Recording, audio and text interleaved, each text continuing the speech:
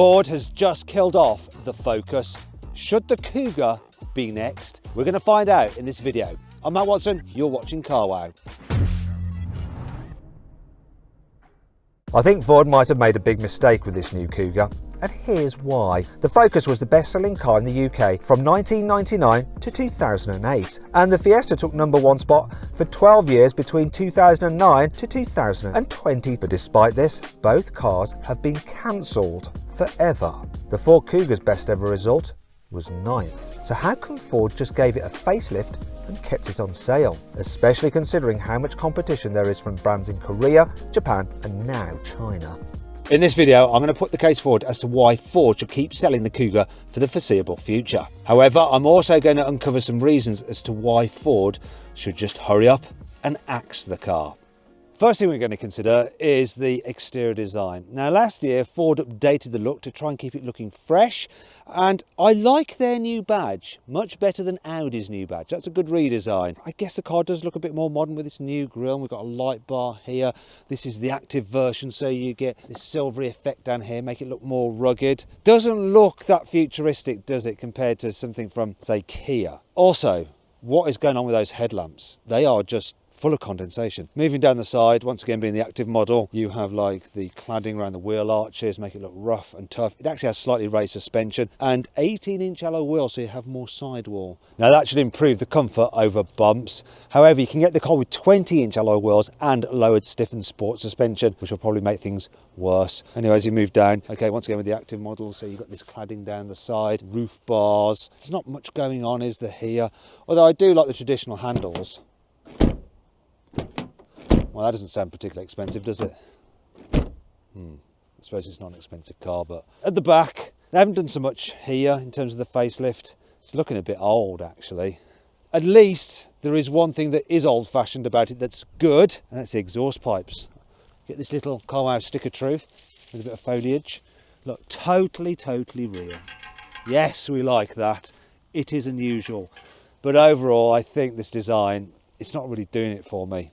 Inside the KUGA, there is a significant update which could make this car more appealing, and it's this. You now get this huge infotainment screen. While it's quite bright and it responds okay, problem with it is the fact that some of the menus are a bit confusing. It's hard to find stuff. To be fair, you are just going to plug in your phone. In fact, you don't even have to plug it in anymore because you've got wireless Apple CarPlay and Android Auto. So having a big screen is great. What's not so great though is that they've shifted the climate controls into the screen, so you have to do it like this, which is, it's just harder to do when you're driving, isn't it? As for the interior design, a bit like the exterior, to tell you the truth. And while there are some squidgy plastics here which feel nice, then there's other plastics which are just horrible, such as this panel, this fake wood on the dash, the scratchy plastics down here and down here, and it doesn't feel particularly premium. A JQ7 just seems more expensive, even though it's a very affordable car. And if you want to see my full in-depth video review of that, follow the link in the description of this video, or you can just click on the pop-out banner appearing in the top right-hand corner of the screen, or scan the QR code on screen now. A few other things to know: you've got a digital driver's display, and that's all right, and you've got a heads-up display on this particular car,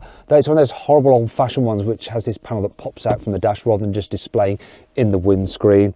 Storage is okay in here. Look, you can get some storage under there, and you can slide the armrest forwards like that. Oh, come on, you can do it. Come on, you know you can do it. Come on, where are you? There we go. That's my fault, not the car's. You've got a place for your mobile phone when you're not charging it. You've got 2 cup holders there. You've got a wireless charging pad, your USB ports there. You've got door bins, which, while they can hold big bottles, the angle of them means that if you brake, the bottle will come shooting out and probably underneath your pedals, which is not a great thing. And the glove box, while initially damped, once it's open, rattles about a bit cheaply and it feels cheap inside, but the space is fairly decent. We've got big sun visors, and I've liked them today because we've got low sun. It really does just stop the glare, and you've got huge vanity mirrors. Plus, this is handy, sunglasses holder up there as well. Overall though, like the outside, the design doesn't scream to me of a car that's going to be around for a very long time.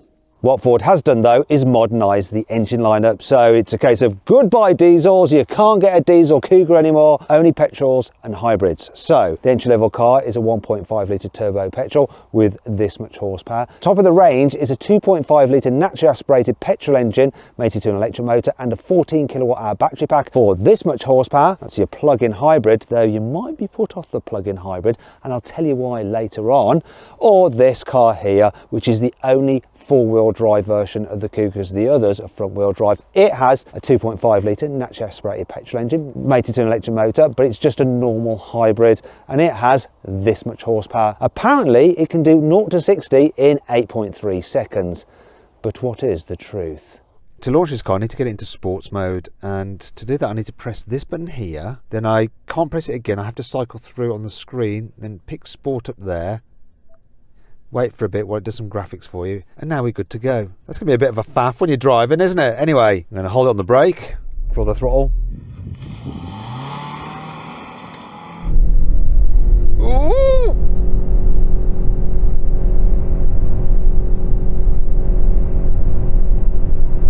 Did you hear that noise? Oh!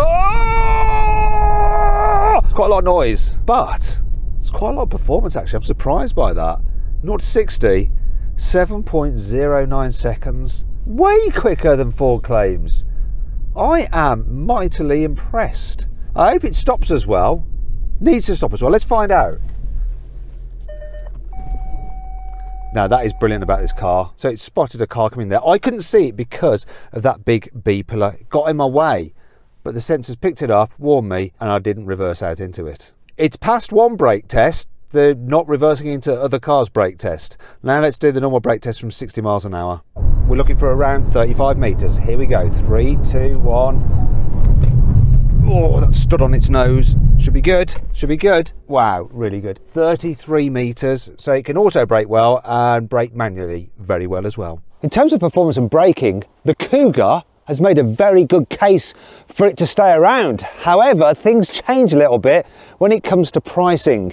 You see, this car is quite expensive. The starting price is this much. If you want a front-wheel drive hybrid, they start from this much. This particular car here, with four-wheel drive, costs this much. Now, the issue is that when you compare the pricing of the models to, say, a Kia Sportage or a Nissan Qashqai, they're cheaper. And that's not all. You see, if you go on Carway, you can see how much you can save on each of the cars. And the average saving on the Cougar is this much. The average saving on the Qashqai is this much, and the average saving on the Kia Sportage is that much. So not only are the Qashqai and the Sportage cheaper from the outset, you can get a greater saving on them through Carwow as well. And then there's the leasing prices. So if you have a Cougar over 3 years, this is how much it will cost you in total. If you have a Qashqai or a Sportage over 3 years, this is how much they will cost you in total when you're comparing models like for like. Oh dear. Tell you what though, this shows just how important it is to head to Carwow if you're thinking about buying or leasing a car. And you can do that at any time by simply Googling "Help Me Carwow," and then you can go straight to our site and we'll help you do your research on whichever car you need to buy and check out what is the best price you can get it for. Now, if you want to find out what I think is the best of the Cougar, the Sportage and the Qashqai and the saving through Carwow, I've actually configured one, and you can check it out right now by finding the link in the description of this video or by clicking on the pop-out banner up there, scanning the QR code on the screen right now. Thank me later. It's a very good deal. One area where the Ford Cougar has always impressed has been the back seats. And what I like about it is this, like, you can slide the seats forward for more boot space. You can also recline the seats for maximum comfort, and knee room's decent, foot space is good, headroom's good as well. It's generally quite comfortable. That is, unless you need to carry 3 people in the back at once, then it's not so good. So, jump in Jack. Jump in Jack, it's Jack and he jumps. Nick as well, here we go, we've got Nick and Jack in. Nick and Jack in here. I'm losing it, it's cold. Right, this is not good, is it? There's no shoulder room at all. Other than that, the headroom's all right. For you guys. Yeah, headroom, you see, headroom's all good, but yeah, it's tight, isn't it? It's very tight. Yeah. I think it's better for 3 in the back in a Volkswagen Tiguan. Do you concur? I do, yeah. Do you concur? Yeah. Do you want to see my review of it? Yeah, click on the pop-out banner, scan the QR code, or follow the link in the description. Jump out, guys, jump out. There's something else I need to show you. So there's quite a few features in this car because it's got an optional glass roof. That's nice, but it's how much, Nick? Wasn't it like 1,500 quid? £1,200, that's quite a lot, isn't it? We've got heated seats on this because it's got the winter pack, and we've got a couple of USBs down there. Door bins, they're okay in the back, but once again, you've got the same problem with the way they're angled, and this is annoying. You think that window's going to go all the way down, but it doesn't look. What's going on? The design of the seat with this part that's raised, it actually just kind of pokes you in your tailbone. Like, it's weird. I'm going to end up fidgeting if I go on a long journey, like I've got threadworms. And the worms crawl out of the rectum for air. Let's move on, because cars such as this are often bought by people with small children. So how easy is it to fit a baby seat? Here we go then, let's lug this thing in. So the doors open wide enough. They're not the widest, but they'll do. What I do like is that the Isofix anchor points are just exposed. There's no messing about. Let's just extend my thingy. Locked into place to the other side. There we go, and then, look, come on. Oh, that's not so good. Do you see that? Because this sticks outwards, you're going to have to rotate it around that way. But there is enough room, look, plenty of room. So that's okay. That's okay. Back seats then? I think they're all right, but by no means enough to justify this car's existence. They're just adequate. Maybe the boot is, though. Let's have a look. So, with the seats in their most relaxed position, so all the way back and reclined, you've got 412 litres of space, which isn't that much, but numbers don't mean a whole lot. It's much better to just test things with suitcases. So I'm going to see how many I can fit in underneath the load cover. Load cover. Right, so that's 3. I reckon we're going to do 5. And if I can fit another one there, that's actually not going to be too bad. If that can get, well, that's shut. Might take a little bit of assistance.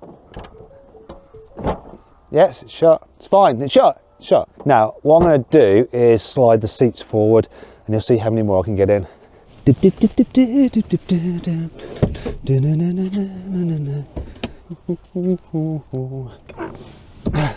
All right. So.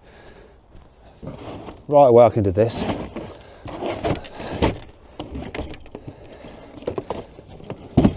Ooh, how shall I play it?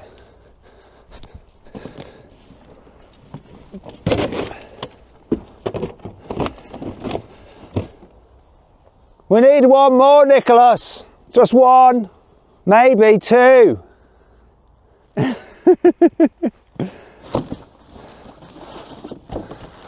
Thanks.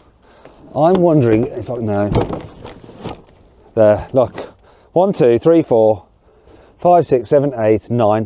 That's actually quite good. It's going to shut.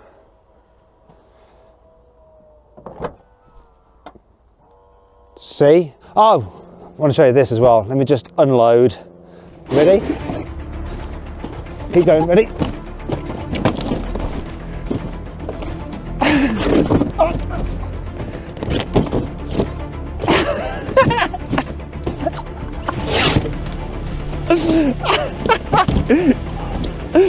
Yes, Nick's awesome. Right, okay. Pull this lever, you can fold the seats down from the boot. That is a really nice feature. Oh, you bugger. You can most of the time. Seatbelt locked it.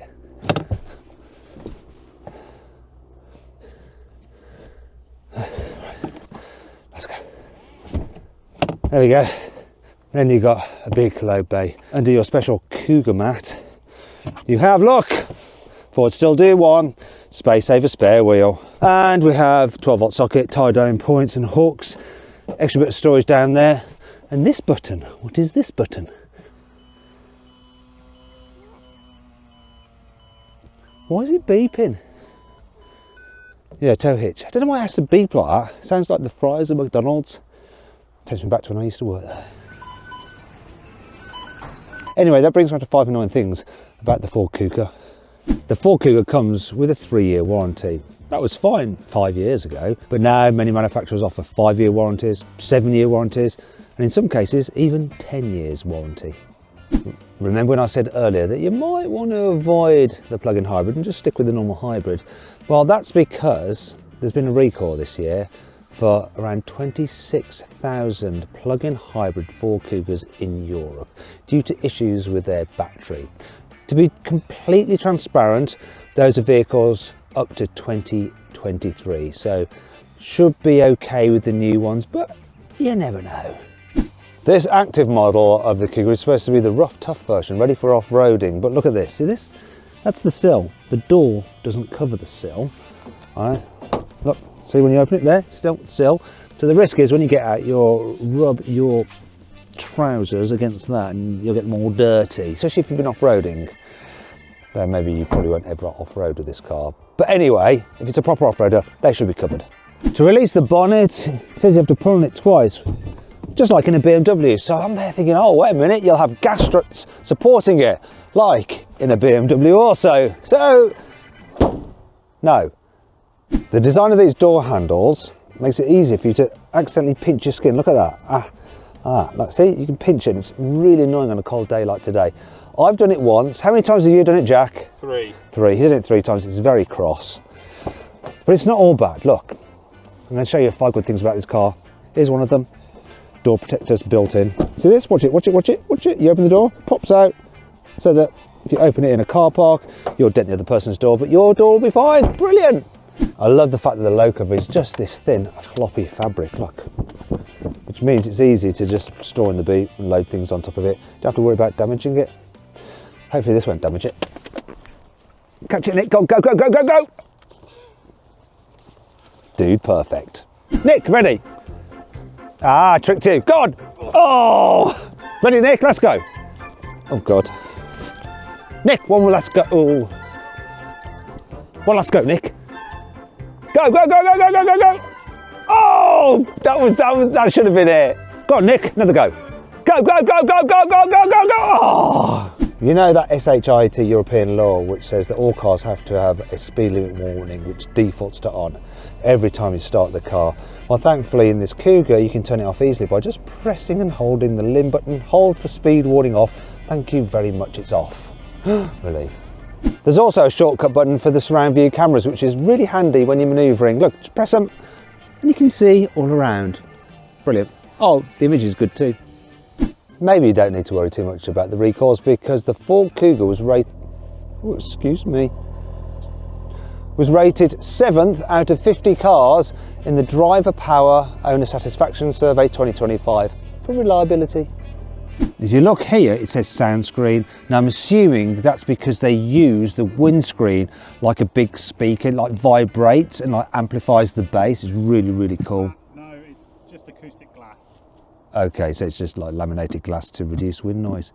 Still, there is a picture of a KUGA on the other side of the windscreen. Time to see what the KUGA's like to drive. One of the things I really like about the KUGA, which makes it good for driving around town, is the driving position. Such a good view forward, and with this active trim that's like raised up, I feel like I'm sitting higher than quite a lot of other cars, even other SUVs. It's got a great big back window as well, so I can see what's behind me, big door mirrors. The only issue is the fat door pillars, but I can't really complain. Now, I can't complain about the smoothness of this hybrid system in town, so just a lot of the time it's just going to tickle you along on battery power, but then the engine does kick in if you put your foot down a little bit, but it doesn't give you a jolt or a jerk. Neither do the brakes. Sometimes hybrids press the brake and it's a bit inconsistent. This is good. As for the turning circle, 11.4 meters. And what I'm going to do is this actually. Oh, surround view cameras. Come on. So that's not quite as good as a Skoda Karoq. Will I make it round here? Anyway, if you want to see my fun in-depth video review of the Skoda Karoq, click on the pop-out banner up there or scan the QR code on screen now. But I think I nailed that. I nailed it. Didn't touch the curb or anything. That's down to the great visibility. That really helped me out there. It's all right, this. There is a place where this isn't quite so all right. You see, when the road is anything but completely smooth, you do notice the suspension's a bit on the firm side. And when the surface is uneven, it constantly fidgets about. Now this is probably about as smooth as a KUGA gets, because with the active trim, you've got raised up off-road suspension, you've got 18-inch alloy wheels with huge sidewalls of the tyres. So this should be as smooth as it gets, but it's not quite smooth enough for me. Now as you start to go quicker, it does get a little bit better. So let's speed up to 50 miles an hour. And the pickup of this hybrid is actually quite good. Well, I say it gets better. This is really jiggly now. And that's not so bad because the road surface has changed. It really is road surface dependent, this car. It shouldn't be. It shouldn't be. It's going to get worse again. Oh, actually it didn't. Huh? I don't get this. It's actually smooth. It's suddenly got jiggly again. Now, with my eyes, I can't tell the difference in the road surface, but the car can. It's like picking up the imperfections and telling me about them through my bottom. Okay, so let's check the pickup on this hybrid system. From 40 to 70 as we come to this dual carriageway. We're at 40. I'm going to punch it in 3, 2, 1, go.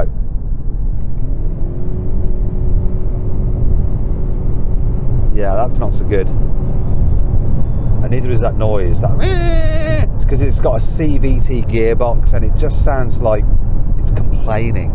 Now, as I'm cruising along at 70, the car feels fine, it's stable, it's not too noisy. I'm okay with it. As for the economy, it's supposed to do 47 miles to the gallon. This one's averaged almost 41. It's okay. The question is though, can this car do what the Focus did so well?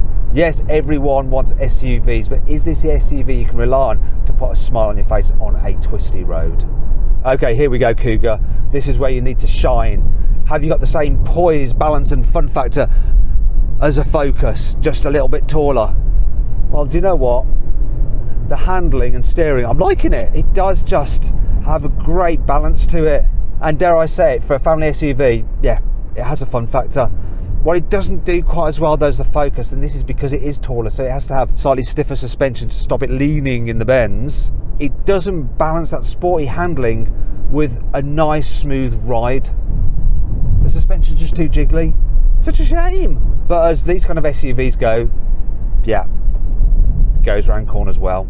There might be life in the old dog yet. So we come back to the original question. Should Ford axe the KUGA? Well, do you know what? According to AI, this time last year, it was the top 10 best-selling vehicle in the UK. Now though, it's not in the top 10. Its days could be numbered. However, what's more important is whether you should avoid, consider, shortlist, or just go right ahead and buy the new Ford KUGA. Well, I reckon you should consider it. It's a decent enough car, it's just that there's better alternatives out there.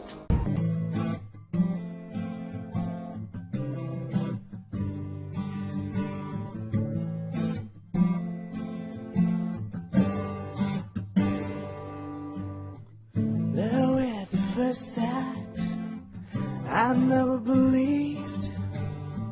When I saw you for the first time, I changed my mind. Your eyes and your smile are a fantasy. I need